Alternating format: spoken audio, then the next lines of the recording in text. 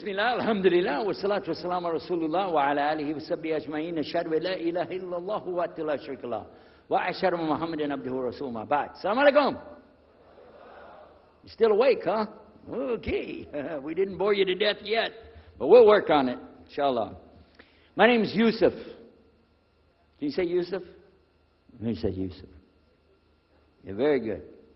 I wish you'd teach my wife. She keeps mispronouncing it. She calls me useless.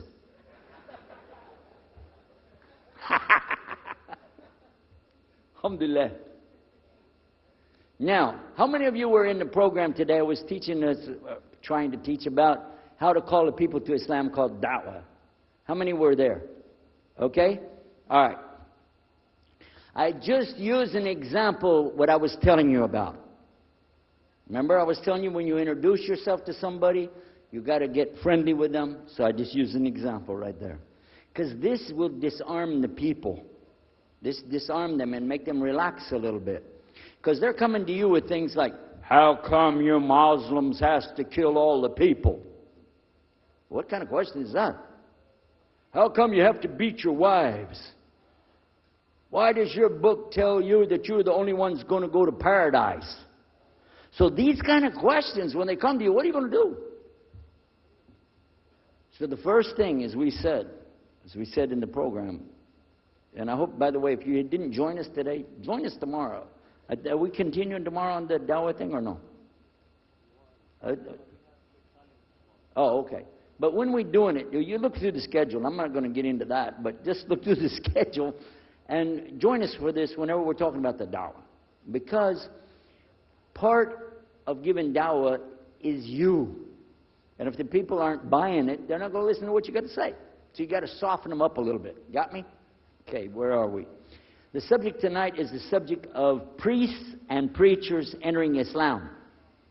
And often people ask me, we heard about you used to be a priest or something, and you came into Islam, so, tell us about it. We want to know, how does that happen?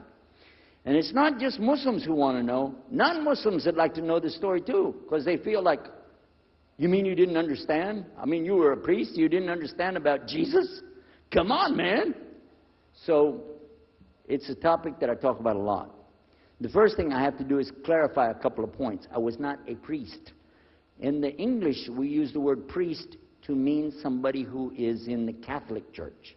If you're not from the Catholics, if you're from the Protestants, then you don't use that term. We usually use the term, for instance, pastor, minister, preacher, reverend, and these are some of the titles. We came up with an awful lot of them because that's the way humans are, right? Give ourselves titles. So I was a preacher and a minister of music. But it doesn't really matter, but just if you're talking to a Christian and you say a priest, he's going to say, oh my God, how is that? And when they find out, oh, you weren't a Catholic, well, that's a lie, then you weren't a priest. So I want to clarify that. As a matter of fact, I will tell you, in my own estimation, I'm probably the least of the factions within this equation. Because there were so many other people that came into Islam at the same time I did. That's why it takes a little bit of time to tell the story. But they asked me to tell it tonight, so we're going to do that. But I want you to listen carefully to realize what goes through the mind of a person that's not Muslim. Okay? And I usually start out by telling people that my father and I were both ministers, and both of us were also businessmen. In the reverse order. We were business first and preacher second. Got me? Because, well, as they say, business is business.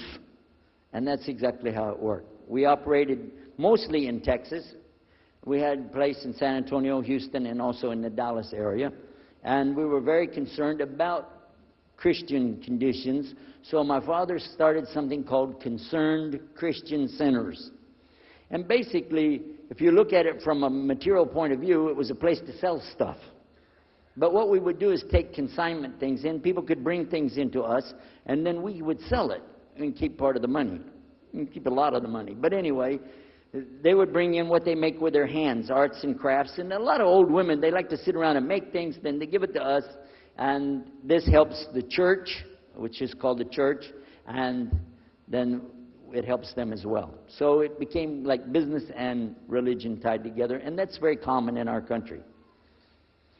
At one point, my father told me, we're going to start doing business with a man from Egypt. Well, I said, well, oh, this is great. International. It sounds good. We can put this in our business card. We're international. He said, and this man, he's from Cairo, Egypt. And that's where, if you know, they have the Nile River. They have those big pyramids. They have the Sphinx, Abu Hul. You know, they got everything. I'm saying, oh, this is good. He said, and he's a Muslim. I'll never forget it. I've told the story many times, but it's just like it happened yesterday.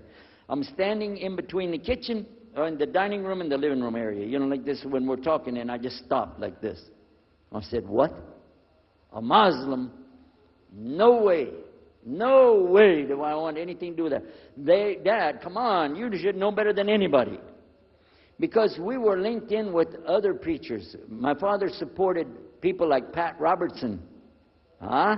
You know him? Pat Robertson? And Oral Roberts. He's not very popular anymore, but he used to be real strong.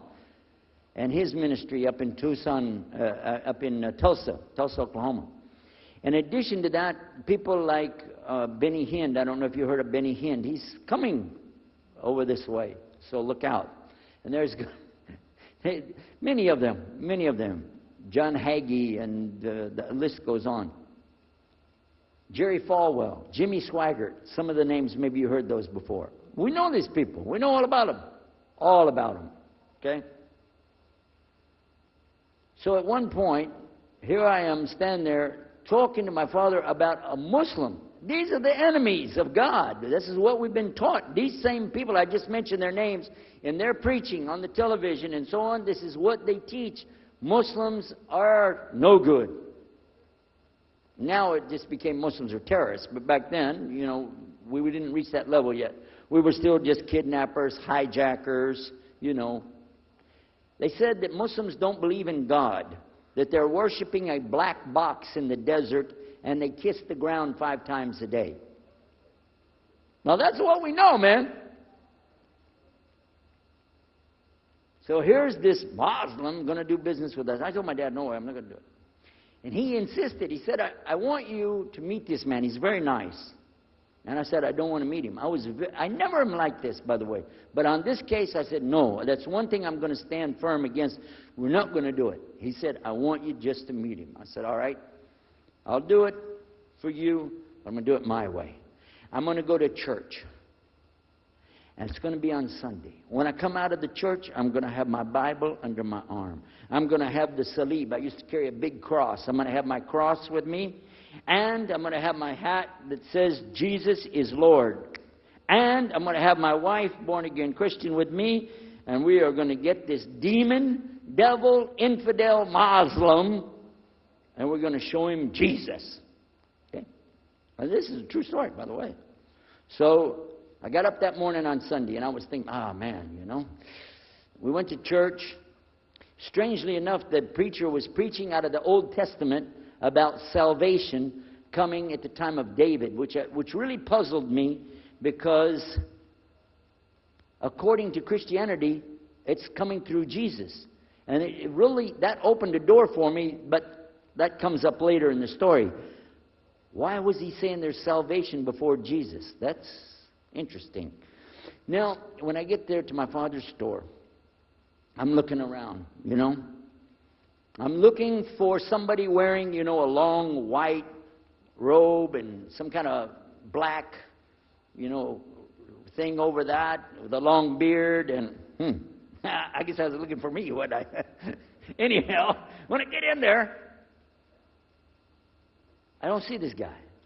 By the way, imama, sword, everything. Ayatollah Khomeini, maybe. This is what I had pictured. I said, where is he?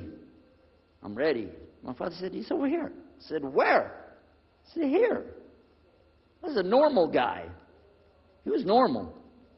He didn't have a beard. He didn't have any hair at all. I said, how do you do? I told him my name. He introduced himself. His name is Muhammad. I said, how do you do? after the niceties of hello, how are you, how's everything, I